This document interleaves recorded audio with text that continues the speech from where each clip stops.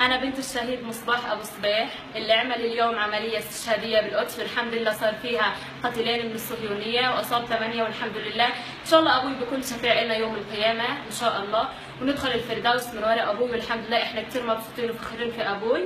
وأبوي كل يوم يعني أبوي قصة كبيرة بالعلاقة، البنت خصنص وأبوها علاقة مميزة. يعني أنا وأبوي كثير كنا دايما، يعني أنا بقوم مع أبوي بنصلي إحنا الاثنين مع بعض الفجر.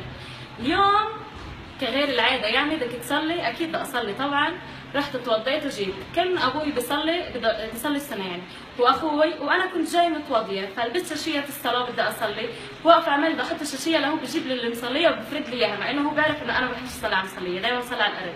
فرد اللي مصليها قال لي صلي عليها، صليت عليها. لأ أنا كنت أروح أنام، يعني كان علي كنت بدرس من الصبح لامتحاني، ورحت أنام على أساس بدي أنام ربع ساعة، لأمي بتقول لي بدكيش تفضي أبوكي يعني على 7 إلا على 7 بده يطلع، قلت لها أنا معايرة على التليفون على 7 إلا ربع بدي عشان بدي أقوم أكمل دراستي.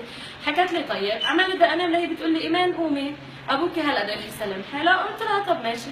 قمت وبدي أودع أبوي، بقول له يابا شو اسمه، بقول له يابا بدك اجيك على زياراتك، يعني انه محبوس 4 شهور يعني وكل شهر في زياره، بدك اجيك على الزيارات؟ قال لي لا يابا خليكي انت بدراستك اهتمي فيها وان شاء الله بتجيبوا معدل عالي. قلت له ان شاء الله.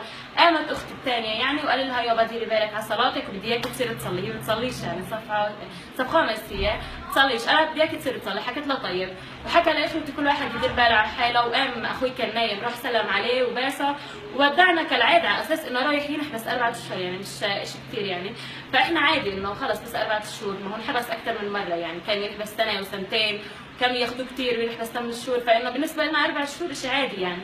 فبعدين خلص انه ودعناه وطلع من البيت عادي وتم رايح، واحنا رحنا نمنا وخلص والحمد لله يعني الحمد لله.